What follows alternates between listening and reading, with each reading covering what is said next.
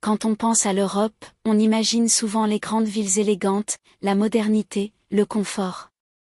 Mais dans un petit coin discret de ce continent, il existe une autre réalité. Une Europe rurale, simple et authentique, la Serbie.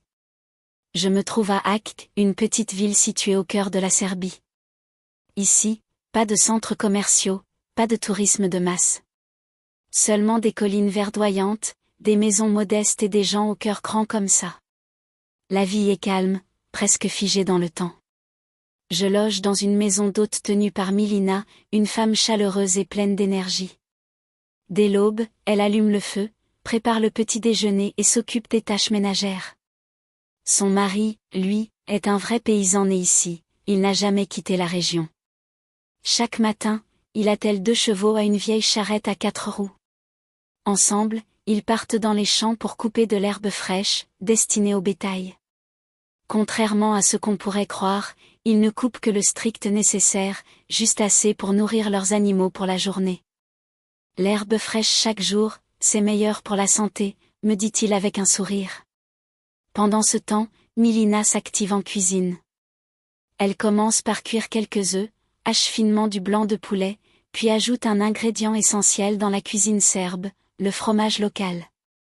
Fabriqué à partir de lait de vache, il faut environ 10 litres de lait pour produire 1 kilo de ce fromage riche en calcium.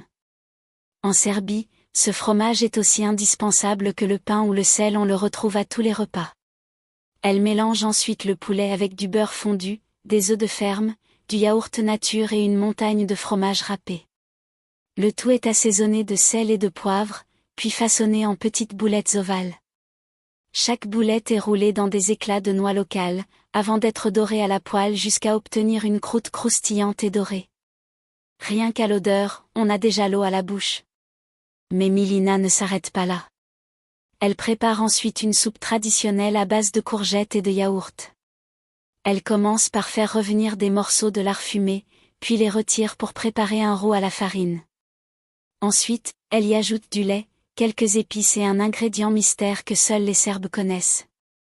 Enfin, elle verse le tout sur des courgettes blanchies, ajoute un demi-œuf dur par bol, et voilà, une soupe onctueuse, douce et parfumée, idéale pour les matins frais.